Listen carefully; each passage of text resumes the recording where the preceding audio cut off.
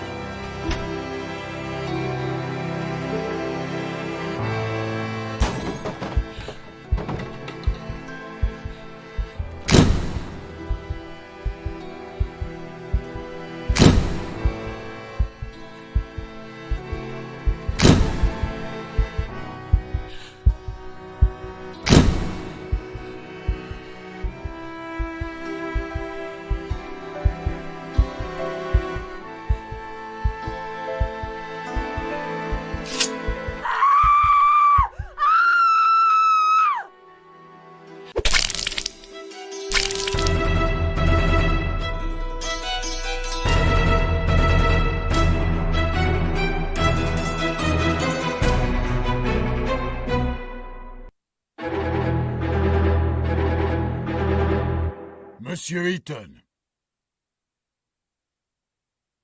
Monsieur Eaton.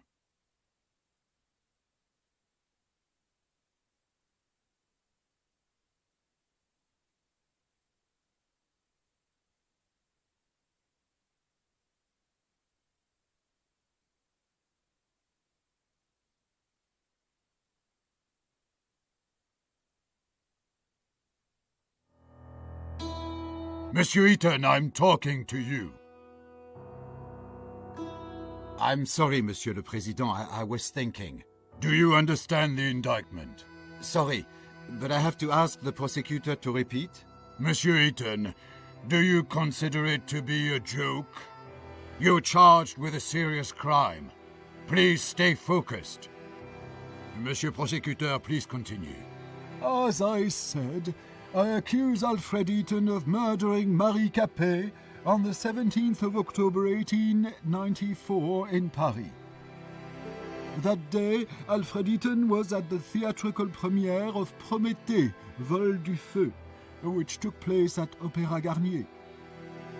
As it is apparent from the testimony of witnesses, the accused left at about 8:30 p.m., before the end of the banquet. At about 9:25 p.m., he rented a room in his name at the Caucasus Hotel, which is adjacent to the building in which he lives. It was in that room that approximately at 11:16 p.m., Marie Capet was murdered. Next, the accused returned to his house, and at about 10:05 p.m. he entered his apartment in the company of Marie Capet, or let her in. It results from the fingerprint analysis. It did not show the victim's fingerprints on the outer side of the door, only on the inner. Alfred Eaton, by means of deception or threats, led the victim to his secret workshop, which is located on the first floor of his apartment. The police report did not indicate any signs of struggle or resistance. The accused probably wanted to test on Marie Capet the prototype of a torture machine of his construction, which was in the room along with medical tools and manuals of torture. When Marie Capet realized what the accused intended to do, she grabbed a metal rod lying in the room and hit the accused on the head, which caused a real threat to his life and, according to doctors, may have caused unconsciousness. The fingerprints of Marie Capet's left hand were found on the rod, as well as Alfred Eaton's traces of blood. Traces of blood were also found on the floor of that room. At the time of his arrest, the accused had an extensive wound on his head, as confirmed by medical examination. Seizing the opportunity, Mary Capet fled from the apartment. She was stressed and in a hurry. This was confirmed by her numerous fingerprints secured on the inside of the door of the apartment of the accused. Then, Mary Capet ran into a nearby hotel, the Caucasus. It was the same hotel in which the accused rented a room. As it appears from the testimony of the clerk, Mary Capet was extremely stressed, repeating the word doctor and police. Probably she wanted to call for help. When the clerk went to get some water to calm Mary Capet, she disappeared. The next day, on the 18th of October, about 8:32 a.m., a maid found her body in a room rented by Alfred Eaton. It was covered with numerous fingerprints of the victim and of the accused, and had traces of the victim's blood. The immediate cause of death was a severe blow to the abdomen in the liver area, with a blade of about 14 centimeters length. The murder weapon, constructed by the accused, was secured in his apartment. Mary Capet's unwashed blood stains were still present on it, as well as the fingerprints of the accused. The accused is also charged by the testimony of one of the neighbors who passed the accused at the front door of the building in which they both lived at about 11:30 p.m. The witness testified that the clothing of the accused was stained with blood. Unfortunately, the said clothes were not found. At the time of committing the alleged crime, the accused was sane, which means he acted consciously. For committed crimes, the accused shall be liable to life imprisonment or the death penalty. Has the accused finally understood the indictment? Oui, Monsieur le Président. Does the accused plead guilty to the charges against him? Non, Monsieur le Président. Does the accused want to provide explanations? Oui, Monsieur le Président. Monsieur le Président, could I ask you for some conversation time with my client? Of course. I just wish it would not take too much time. We've already wasted too much of it. Monsieur Eaton, please note that you can look through evidence at any moment. It is available by pressing Tab. I will show the defense evidence to the court at the time of your uncovering during the testimony. It might surprise the prosecutor. If necessary, you can recall the string of events according to the prosecution by pressing the Q key. Will you need my help during testimony? I will give you my advice and remind you of important facts and events.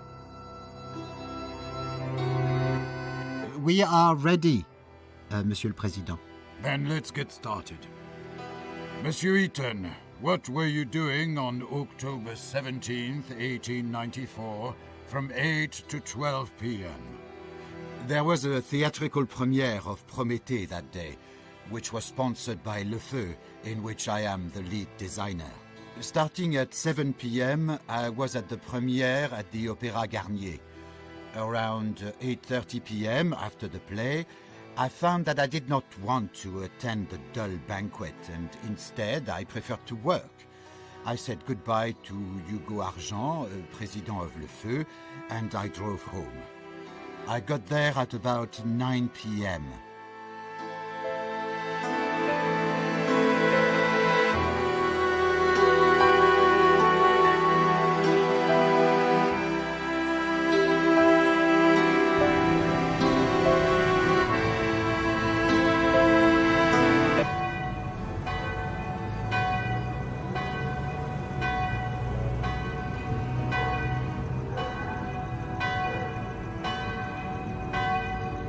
I decided to go for an evening walk. For a moment, I admired the charms of Montmartre.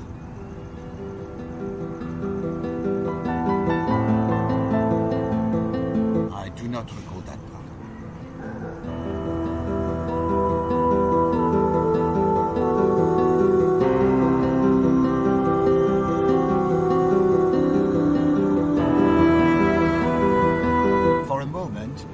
admired the charming streets of Montmartre.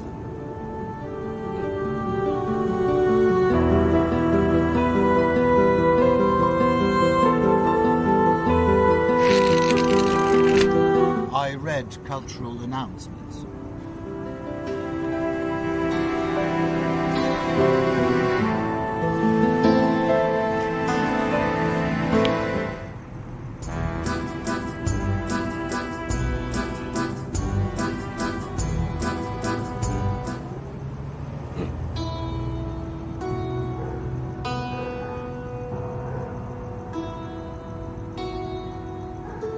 For a moment, I admired the charming streets of Montmartre. I opened the gate.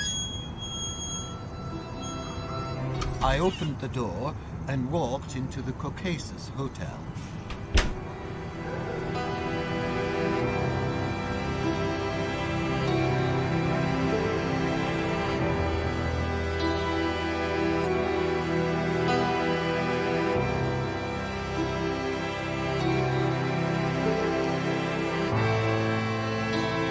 I wanted to rent a room in a hotel, but the clerk said that a room had already been rented in my name. He said it's on the top floor and gave me a spare key. I must add that the conversation with this man was not held at about 9:25 p.m., as according to his testimony, but at a different time. Monsieur Eaton, do you claim that you did not rent that room?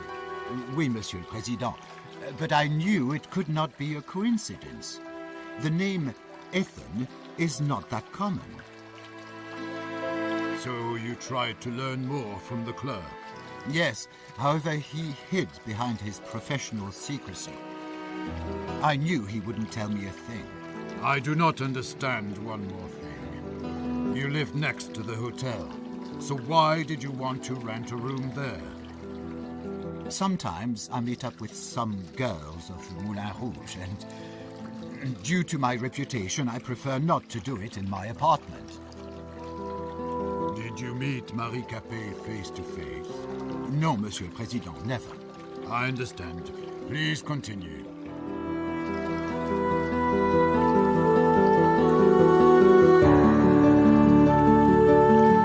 Next, I threw a few francs to the fountain in the hotel.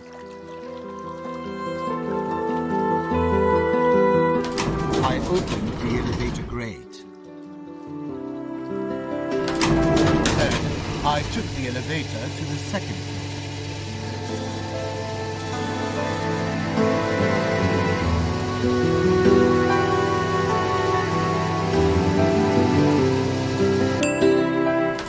I opened the elevator grate.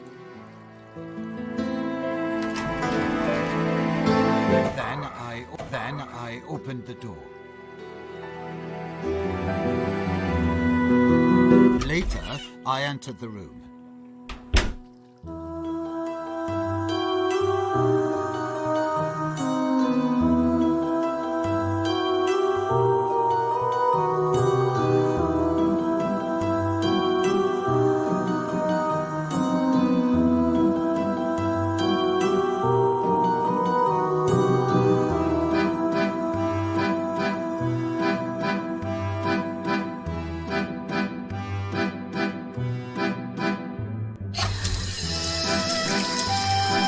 I wanted to shave, but I cut myself with a razor.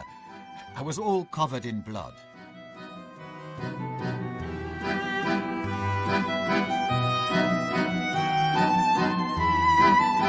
Later, I tasted some champagne from the ice bucket.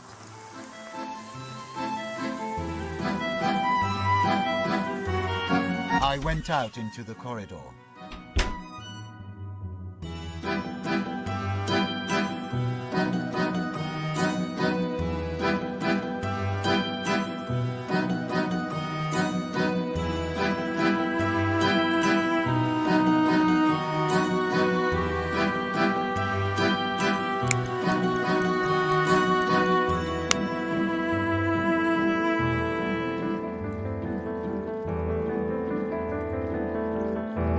Then I opened the door.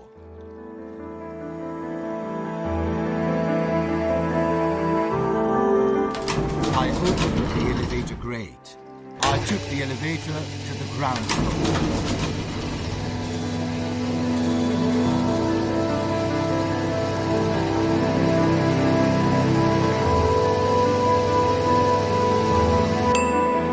Then I opened the elevator grate.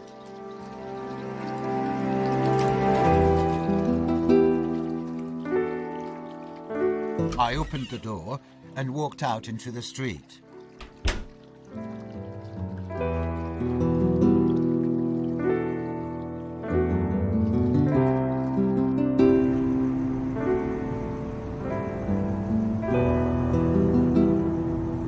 I opened the gate.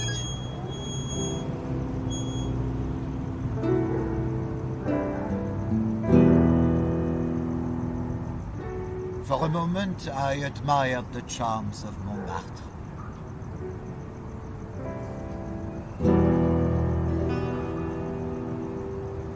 I do not recall that part.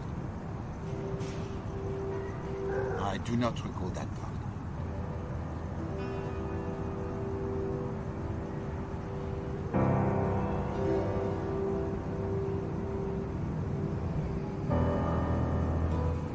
For a moment, I admired the charms of Montmartre. I do not recall that part. I do not recall that part.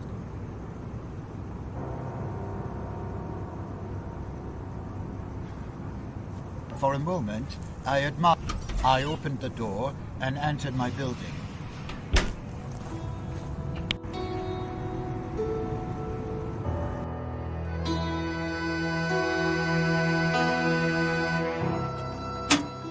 I found a letter from the Ministère de la Justice.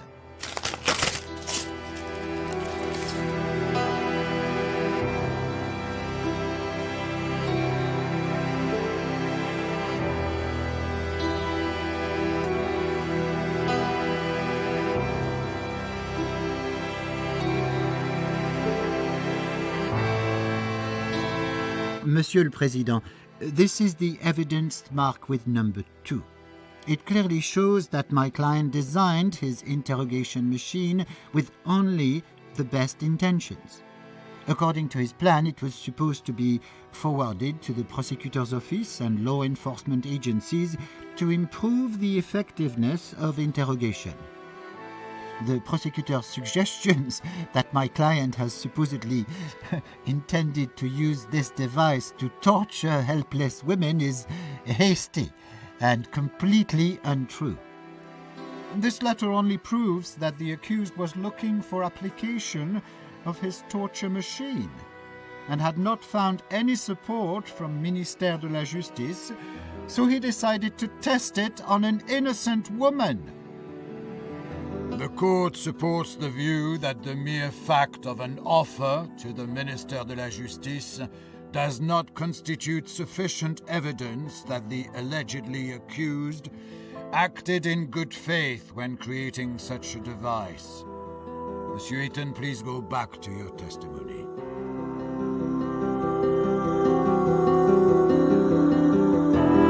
I opened the inner door.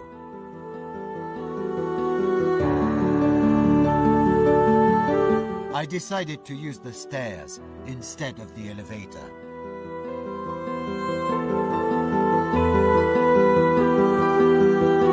I opened the door and entered my apartment.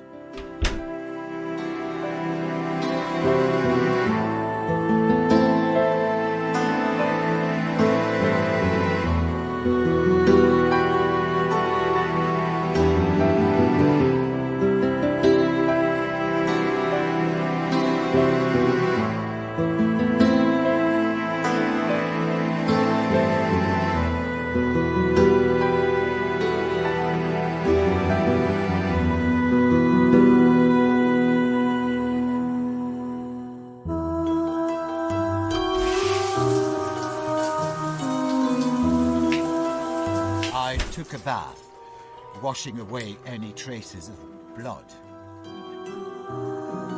Then I used the stairs. Then I opened the door. Then I changed into some clean clothes.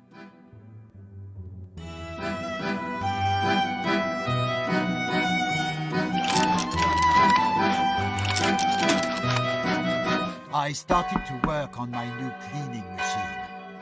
After 30 minutes, I decided to take a break.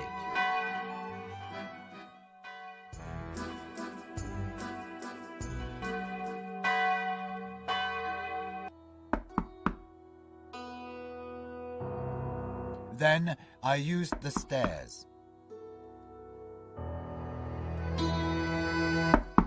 I heard someone knocking at the door. I opened it and I invited Marie Capet inside. She said she remembered me from school and was curious how things turned out for me. She had been recently hired as a maid by my neighbor, Monsieur Brissot. I showed her my apartment, my designs and inventions. She was delighted. So I thought maybe she would be interested in my interrogation machine. I took her to my private workshop.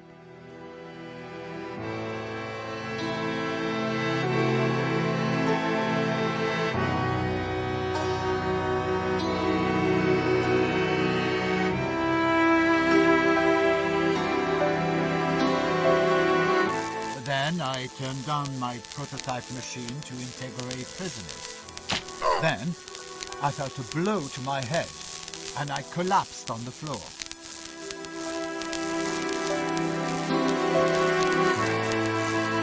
I woke up some time later. My head ached and I was all covered in blood. Marie Capet was nowhere to be found.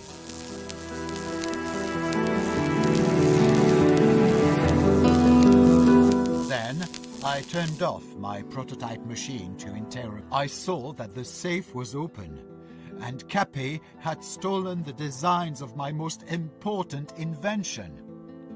Why do you think Madame Capet did it? I don't know, Monsieur le Président, but I was going to find out. I saw a spare part of my invention lying on the ground. I saw traces of my blood on it.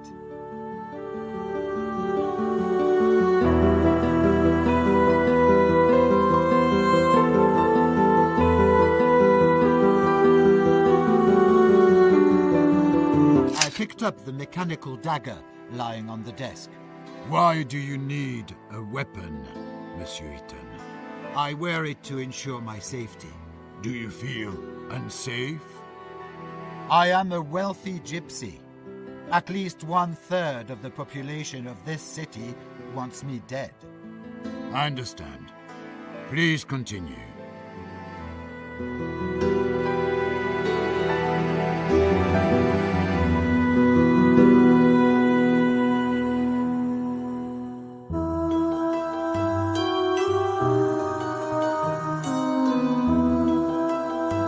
I used the stairs.